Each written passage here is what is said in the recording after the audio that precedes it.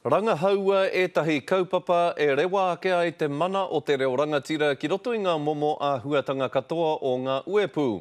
O tira whakanuia te reo kia toko maha ake ai ana kai kōrero. Koera ētahi o ngā whāinga a te pai tawhiti o ngā pai o te māramatanga mō ngā tau e tū mai nei. Ko tahi miriona tāra te tahua i tukuna e te kāwaratanga ki ngā pai o te māramatanga. Hei rangahau i te pai tawhiti o tō tātou reo rangatira.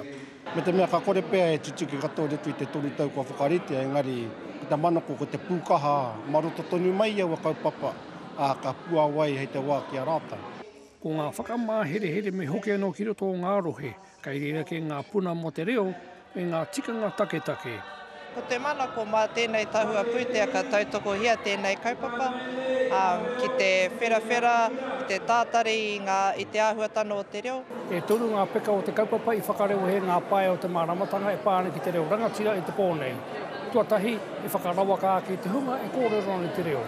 Tuarua e whakatai i te mita o tēnā iwi ki roto o te reo. Tuatoru e whakapakari te reo o ngā tau e tū mai nei.